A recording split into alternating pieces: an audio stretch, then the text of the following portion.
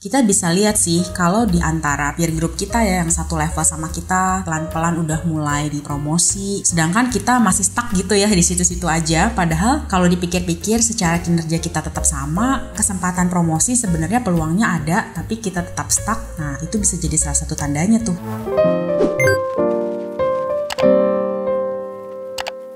Welcome to Kimonolog bersama Momo hanya di Kimo Channel. Kimonolog adalah segmen di Kimo Channel yang ngebahas tentang beragam fenomena kehidupan kita sehari-hari, terutama kita-kita yang saat ini berada di usia produktif. Tujuannya supaya kita bisa sama-sama belajar dari pengalaman hidup aku, kamu, dan juga orang-orang lain di sekitar kita. Nah, kalau di episode sebelumnya kita sudah ngebahas tentang yang namanya quiet quitting. Ini videonya buat kamu yang belum nonton. Nah, kali ini aku mau ngebahas fenomena yang lain lagi, tapi depannya sama-sama quiet. Kali ini kita akan ngebahas tentang quiet firing.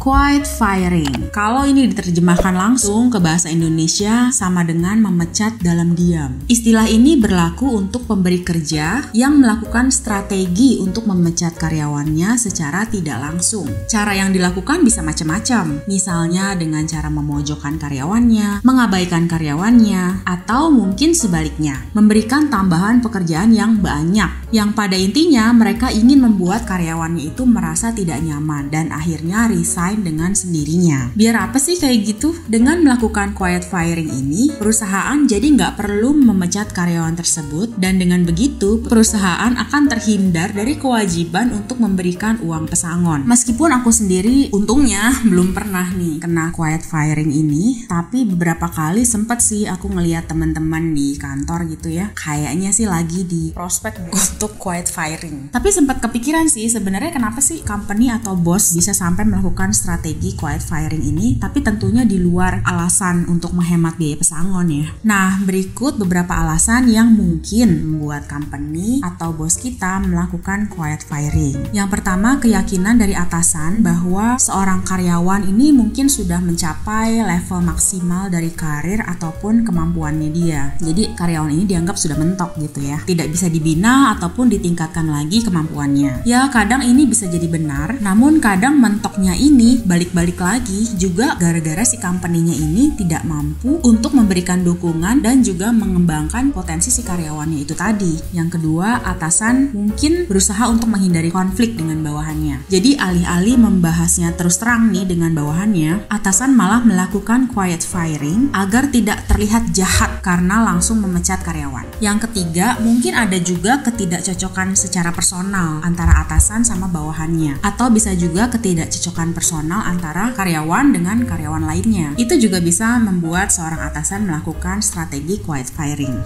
Atau mungkin bisa juga terjadi akibat adanya kesalahan dari manajemen yang memang nggak memberikan dukungan sehingga menyebabkan karyawannya kewalahan, terpengaruhi kinerjanya dan akhirnya resign dengan sendirinya. Nah, ini penting sih gimana caranya supaya kita tahu kalau kita itu ternyata lagi mengalami quiet firing. Nah, yang pertama dengan berhentinya promosi atau kemajuan karir kita. Karena biasanya karyawan yang sudah ditarget untuk di quiet firing ini itu emang dengan sengaja tidak dipromosikan atau tidak diberi kesempatan untuk berkembang. Kita bisa lihat sih kalau di antara peer group kita ya yang satu level sama kita pelan-pelan udah mulai dipromosi, sedangkan kita masih stuck gitu ya di situ-situ aja. Padahal kalau dipikir-pikir secara kinerja kita tetap sama, kesempatan promosi sebenarnya peluangnya ada, tapi kita tetap stuck. Nah, itu bisa jadi salah satu tandanya tuh. Yang kedua, tidak ada kenaikan gaji. Bisa aja si atasan menolak permintaan atau negosiasi kenaikan gaji yang dilakukan oleh karyawan, meskipun sebetulnya dari sisi pekerjaan karyawan tersebut berhak nih mendapatkannya. Yang ketiga, bertambahnya birokrasi. Dalam prosesnya melakukan quiet firing, perusahaan mungkin saja akan menambahkan kerumitan birokrasi dan mengubah kebijakan. Misalnya dengan melakukan micromanaging, memperumit proses pelaporan yang tadinya sederhana menjadi lebih complicated,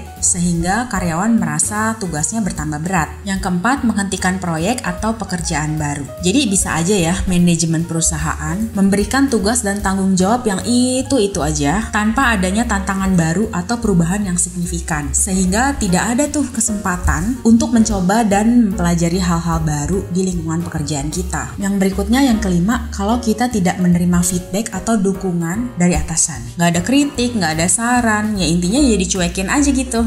Karena dengan tidak adanya feedback atau saran ini, lambat laun membuat karyawan sulit untuk mencapai target dan meningkatkan kemampuannya. Nah, buat kita-kita yang berasa lagi menjadi target quiet firing, terus apa dong yang bisa kita lakukan? Banyak yang menyarankan untuk mencoba berani speak up, mencoba berkomunikasi dengan atasan ataupun HRD, atau juga atasan yang lebih tinggi lagi untuk bisa mendapatkan solusi. Tapi nggak sedikit juga yang menyarankan untuk ya udah resign aja. Kenapa nggak kita pertimbangkan untuk resign aja? Meskipun memang seolah-olah kita kalah dari tekanan perusahaan dan resikonya nggak dapat pesangon. Tapi menurutku bisa aja loh jadi win-win solution. Jadi biarin aja company mendapatkan tujuannya dan kita pun bisa berkesempatan untuk mencari kerja di company yang lain yang lebih bisa membina dan mengembangkan kemampuan kita. Ada sih beberapa temen yang dia tuh dulunya jadi target quiet firing, akhirnya dia resign terus pindah ke company yang baru.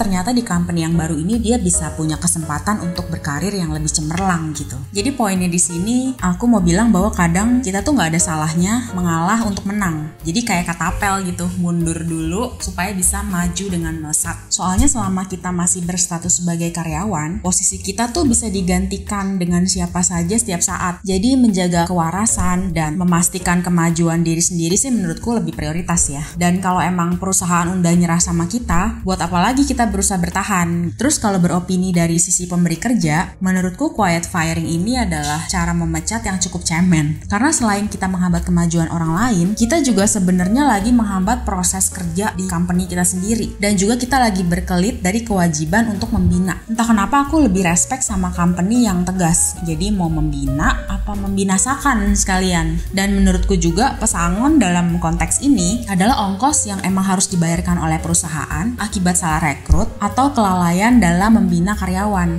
Nah, gimana menurut kalian guys? Apa yang kalian lakukan kalau kalian jadi target dari quiet firing? Dan kalau misalkan kalian di posisi atasan, apakah kalian adalah atasan yang mau melakukan strategi quiet firing ini ke bawahan kalian? Boleh dijawab sendiri atau bisa juga dijawab di bawah di komen ya. Nah, demikianlah sharingku di Kimonolog episode kali ini. Kalau kalian punya ide-ide atau fenomena apa yang mau dibahas di Kimonolog episode berikutnya, boleh banget di komen di bawah aja langsung. Oke?